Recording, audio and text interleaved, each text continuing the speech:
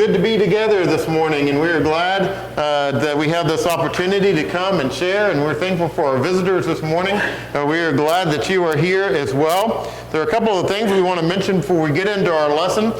Mike mentioned both of these, but I want to elaborate on them just a little bit. One is that we do have upcoming in 2 weeks what we're calling an Elder Appreciation Luncheon. And what this is we wanted to take the opportunity, we didn't ask the elders permission to do this, we just planned it, but to take the opportunity to just spend some time thanking them and acknowledging them for the work that they do. The scriptures tell us that we are to give honor to those who are due that honor. And our shepherds, our elders, have served tirelessly here for many years now. And one of the things we have been blessed with here is consistent leadership. I've worked with a lot of congregations over the years, and I can tell you that we should never take for granted the blessing of having consistent leadership in this congregation. And so we are thankful for them. We're thankful for their wives and for the effort and service that they put into guiding and leading this family. And so we want to encourage you to come and be a part of that luncheon.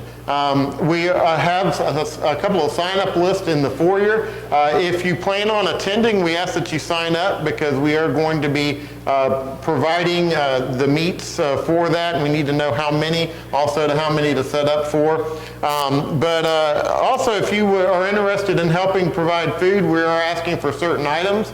That we're going to have kind of a set menu, and so if you can sign up to help with those items, and of course you can bring a dessert as well, and that's anything you like as long as it's got chocolate and peanut butter in it, we're good. But actually you can bring anything, just as long as it's got sugar, it's probably good. But anyway, we've got that going on. The other thing I wanted to mention is to explain a little bit more about the pictures. I will tell you that, again, my experience as a preacher has been that there is nothing that is more painful for office staff and for the preacher than going through the process of getting pictures, because nobody likes it. It's always a struggle. And Wednesday night, as soon as we announced it, I had at least 10 people come. What's this about pictures? Why are we doing pictures? Why can't I use my picture? I already have a picture. Why do I need another picture? So let me explain why we're doing pictures. Right now, we have a hodgepodge of pictures. We have pictures that we have teenagers who are now 17 years old, and we have pictures of them when they were 5. Okay? They've changed just a little bit in that period of time.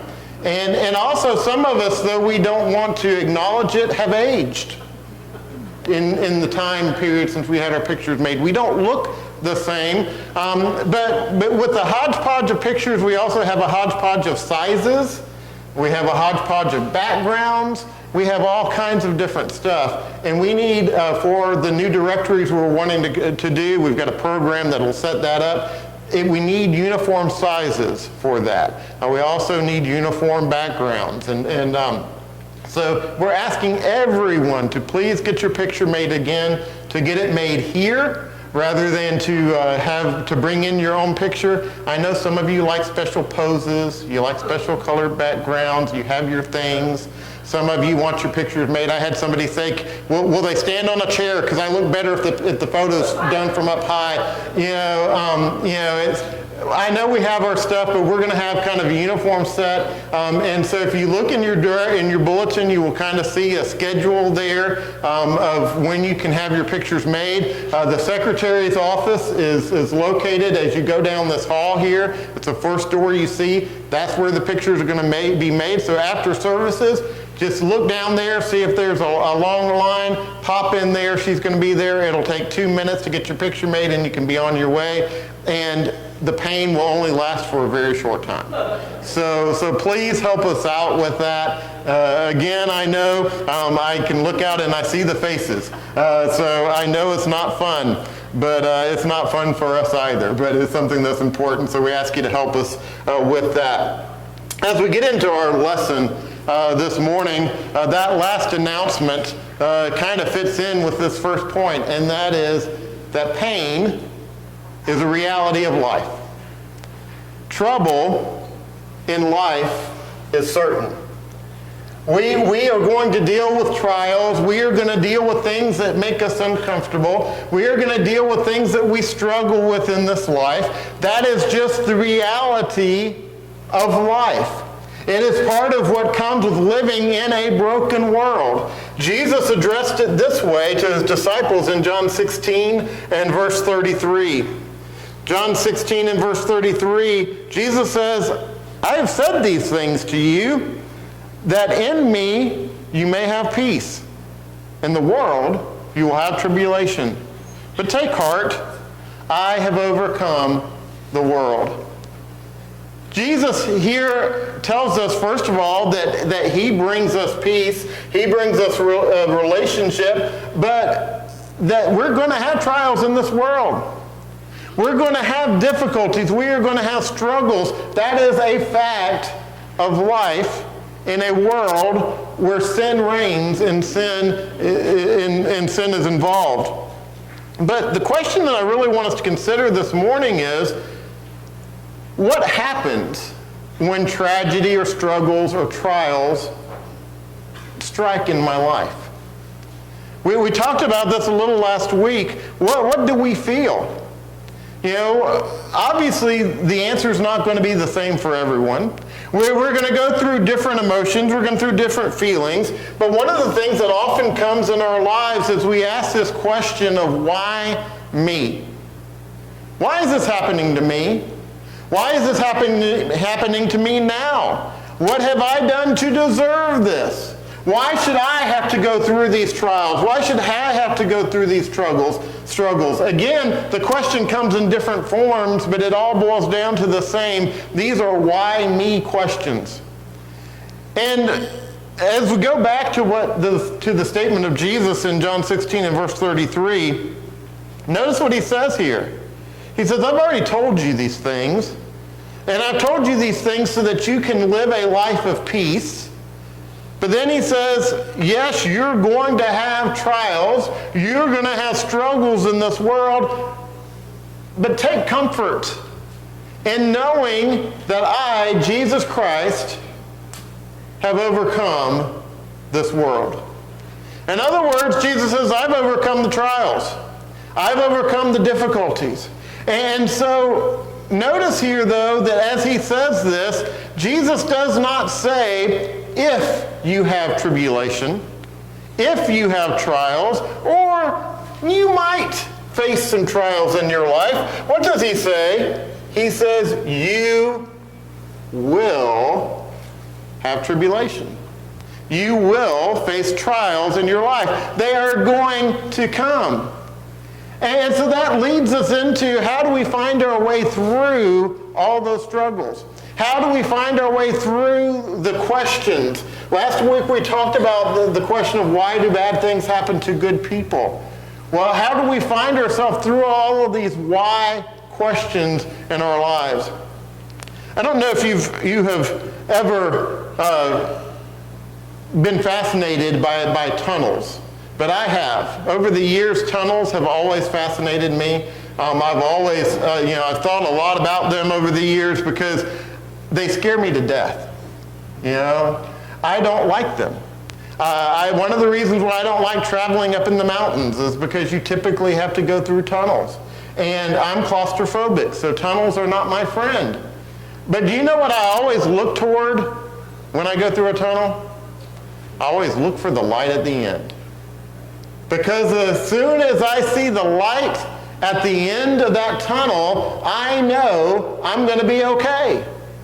I know that everything's going to be all right. The tunnel's not fun. It is challenging. It is difficult. But that tunnel leads to an end. That tunnel leads to something that's on the other side. And I know I have to go through it. And the trials that we face in this life are kind of like that. Because this journey at times is going to be dark. This journey at times is going to be difficult. But there is light at the end. And so this morning I want us to look at this process of going through this tunnel of life and dealing with these trials. And the first thing we want to consider is, what do I do? You know, isn't that one of the first questions we ask when we find ourselves in difficult circumstances? What am I supposed to do? What do I do? You know, or what did I do? What did I do to cause this? What did I do to make this happen? Why is this taking place? You know, and the question comes really from a struggle with how we often view God. You know, I think that for a lot of us, we tend to view God as watching over us and just watching for us to mess up. You know, God's kind of looking down on us, and he's just waiting for that time when we mess up, when we do something wrong, and as soon as we do, he's going to zap us with some kind of trial. You know, he's going to zap us with some kind of difficulty in our life. And the reality is that's not a new concept. If you've ever felt that way in your life, you can go back into Scripture and you can see that same struggle in the lives of others. You know, Job was one who struggled with that. And in Job 4 and verse 7, we find there that Job's friends just assumed that the trials that Job was facing had to have been the result of some sin in his life. They basically asked Job, when he had lost all these things, when he was dealing with the health struggles in his life, he had lost his family, all these things had happened, and their question to Job was, Job, what did you do? Job, what did you do to cause this? What did you do to bring this on? Obviously, this is on you. And that's something we struggle with. You know, we look at the struggles in life and we say, okay, what did we do? I know as a father, as we, you know, there have been times when my children have disappointed me in life. And as I've looked at those disappointments, the first thing that I said is, it must be my fault. Obviously, I wasn't the father I was supposed to be. Obviously, I did something wrong. Obviously, their choices are a result of my personal failures. But isn't that natural for us to do? Isn't it natural for us to look at the situations in life and to somehow think that it's something that we caused or something that we did? The reality is that even Jesus' own disciples struggled with this. There's a situation in John chapter 9 where there was a blind man, and the disciples of Christ automatically assumed that this blindness was because of sin in this man's life. But look at how Jesus responds in verse 3 of John chapter 9.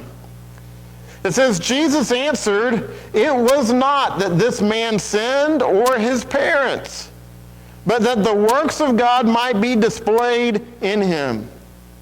In other words, believing that everything bad that happens in our lives is automatically a result of God's punishment is just plain wrong. Not every bad thing that happens in our life is a punishment that comes down from God. A lot of it is just because of the situations that we face living in a broken world. But the reality is that the adversity that we face brings us an opportunity to see God at work. Did God decide he was going to give you cancer? No. But can God be glorified as you make that journey? Absolutely.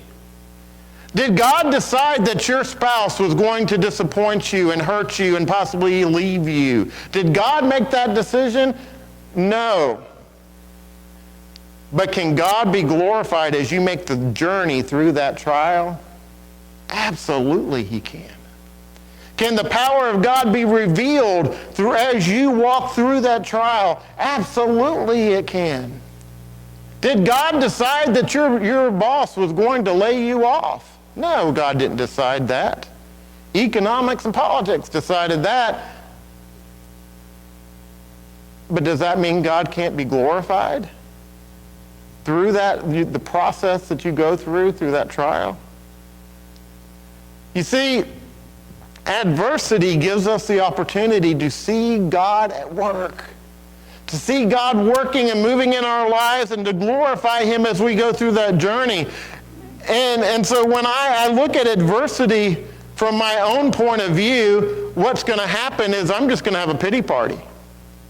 When I look at adversity from the why me, what did I do, why is this happening in my life, then we're just getting out the violins, we're having a pity party because we make it all about what? All about us. I'm so abused. I'm so mistreated. Why? No one else suffers the way I suffer.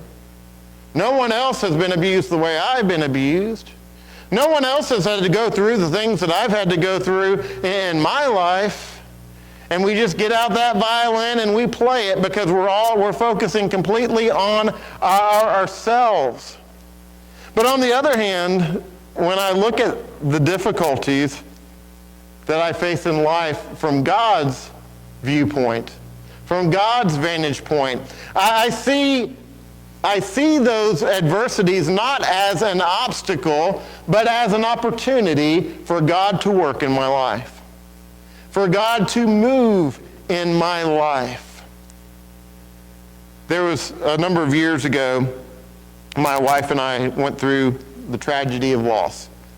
And a few days after that, we had a memorial service for our son who'd passed away. And I'll be honest with you, I don't have a lot of memories from that. I don't remember a lot of that time. I can't tell you who all was there. I can't tell you a lot of things that were said, but one thing stands out. Someone very close to me in my life came up to me and hugged me and cried with me and said, as bad as this is, I'm so excited to see what God's going to do with this trial in your life. He said, God's going to use you in tremendous ways, and I can't wait to see what God does. I'll be honest with you, at the moment I didn't receive it super well. But as I thought about it later on, I realized he's absolutely right. You see, how I decided to respond to that situation, to that trial, to that pain, was directly related to what God was going to do through that trial and through that pain. And so the reality is, we have to consider this question of what did I do and realize that it's not about what I did.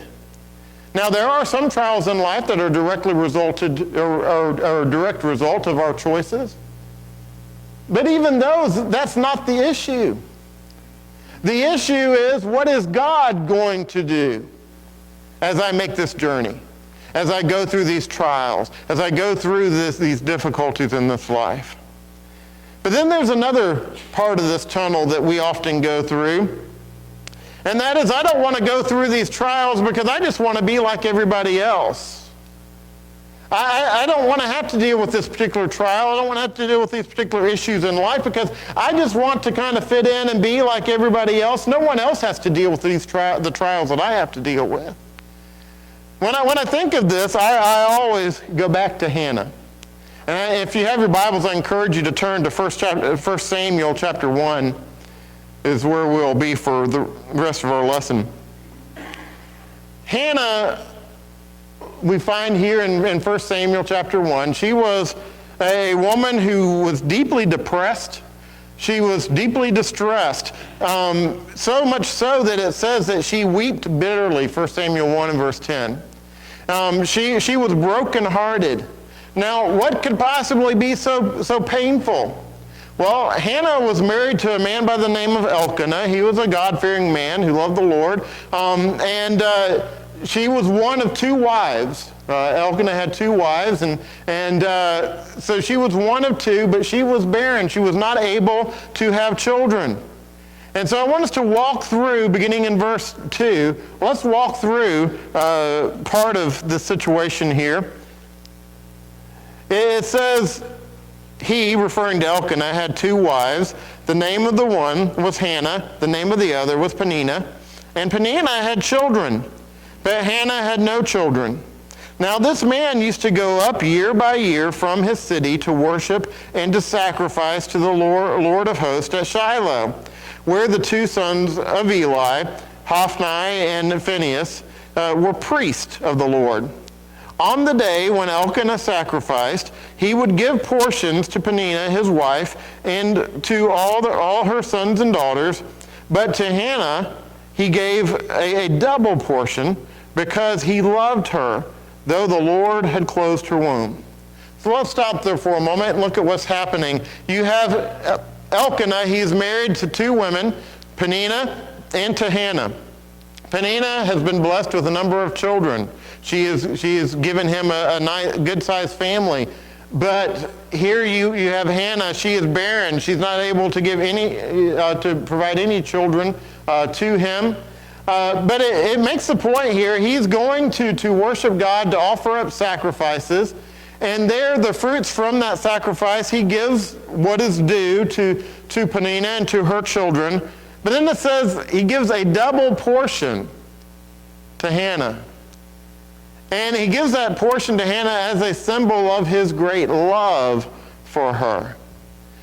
Let's read on here, picking up in verse 6. It says, "And her rival used to provoke her grievously, to irritate her, because the Lord had closed her womb. So it went on year by year. As often as she went up to the house of the Lord, she used to provoke her. Therefore Hannah wept and would not eat. Elkanah, her husband, said to her, 'Hannah, why do you weep? And why do you not eat? Why is your heart sad? Am I not more to you than 10 sons?' After they had eaten and drunk in Shiloh, Hannah rose. Now Eli the priest was sitting there on the seat of the doorpost of the temple of the Lord. She was deeply distressed and prayed to the Lord and wept bitterly." So let's picture what's happening here. Every year they go through this process of worship and offering sacrifice. Every year Peninnah basically turns to Hannah and says, "Nah, nah, nah, nah, nah." You know, she says, "I can have children, you can't. What are you offering to Elkanah? How are you contributing to this family? How are you possibly enough?" She goes on and on and on, and it says she tormented Hannah because of her inability to provide children and to have children. And look at how Elkanah responds. He says here, and I paraphrase, but he basically says to Hannah, "Hannah, aren't I enough?" And I love that, because basically what Elkanah is saying, "Listen, you're all I need. I don't need you to provide children. You are all I need. I love you. I'm enough for you, and you're enough for me." You see, Elkanah's not looking for anything from Hannah, and yet Hannah is still tormented. She is tortured, so much so that she goes up to the priest, and she basically cries out in her distress. And so I want to spend just a moment here looking at what put Hannah into this downward spiral. What put her into this why me situation where she was just so tormented and so distressed? I believe there are 4 things that put her here, and as we look at the story, and I want you to look at these points and see if they might somehow relate to you in your life and things that you've gone to. First of all, Hannah was a victim of criticism. Hannah was receiving criticism. She was being tormented by this criticism that she was getting from Peninnah. And she was just tormented from all of this that was coming at her. Number 2, Hannah chose to make herself the villain. Hannah chose to make this situation about Hannah. She chose to make this about her, and she fell into this thing of, why is this happening to me? Why am I not allowed to have children? Why am I not given this blessing? But then number 3, she gave more importance to herself than to God. Notice here there was no interest for Hannah, at least expressed, in that she wanted to have children so that they could be blessings to God. This was all about Hannah, rather than what God would want for her, what God would desire for her. But then, as a result, she made herself miserable. She refused to eat. She didn't function. She was crying all the time. She just literally made herself miserable. And you might be looking at that and saying, no, Peninnah made her miserable. The situation made her miserable. No, actually, Hannah chose to find misery in the situation. She chose to react in that misery and to take on that misery in her life rather than moving beyond it. We're just moving on from it. And so here's Hannah. She is found in this situation of distress. She is caught up in, why is this happening to me? Why can't I be like Peninnah? Why can't I have children like her? Why has the Lord chosen this for me? But now look at what she chose, how she chose to respond ultimately. Because the message this morning is that it is time for change. And in Hannah's life, she recognized that. You see, all of us face distress. We all face trials in our lives, and we can choose to wallow in that misery. We can choose to wallow in that pain, or we can choose to rise above it and to be changed. Let's look at the choice that Hannah ultimately made. Let's pick up in verse 15. It says, but Hannah answered, no, my Lord, I am a woman troubled in spirit. I have drunk neither wine nor strong drink, but I have been pouring out my soul before the Lord. Do not regard your servant as a worthless woman, for all along I have been speaking out of my great anxiety and vexation. Then Eli answered, go in peace, and the God of Israel grant your petition that you have made to him. Verse 18, and she said, let your servant find favor in your eyes. Then the woman went her way and ate, and her face was no longer sad. Now, my question is, how did Hannah go from being completely bummed out to a joyful attitude? How did she go from refusing to eat and crying all the time to suddenly says that she went her way and her face was no longer sad? She went on and she did what God had called her to do. How did she transfer from one to the other? Well, I think because ultimately, while Hannah struggled in her trials, Hannah ultimately made the choice to navigate her way from the why me's. She chose to navigate herself away from all of that, and she did that by basically following what I call the ABCs of moving away from why me. Three things that I think we see here that Hannah did. Number one, always choose to go always go to God with your doubt and your pain. James 5 and verse 16. Always go to God with your doubts. Always go to God with your pain and your struggles. What did Hannah ultimately do? She went to God. Initially, she struggled with that, but ultimately she took all of this to God. Rather than taking it to Peninnah, rather than taking it to her husband Elkanah, she took it to the one who could truly help, to the one who could truly do something about it. She took her pain, she took her sorrows to God. And I think one of the biggest struggles we have in life is that when we go through times of distress, we end up going to each other with it. Now, yes, we need to go to one another for support, to lift us up, to help us, but in the end, I can't do anything to change your pain. I can't do anything to change your discomfort. I can hold your hand through it. I can support you through it. I can pray with you through it. But I can't take it away. I don't have that ability. And none of us do. But we often go to one another and we'll complain and we will get upset and we will criticize and we'll do all these things trying to work through our pain rather than going to the one who can truly help us. And so this morning the message is always go to God with your doubt and your pain. Yes, we can come to one another, but we need to first and foremost make sure we go to God. Number 2, believe. Believe that pleasing God is better than pleasing man. Believe and trust that just focusing on God and His will is better than anything that man has called us to. Hannah finally realized and recognized this was not about pleasing her husband. It was not about trying to prove herself to Peninnah. It was about trusting in God. But then number 3, change your habits. Change your mind. Change your attitude. Romans 12 and verse 2. Be transformed. You see, it's about change. And for Hannah, it was a process of change.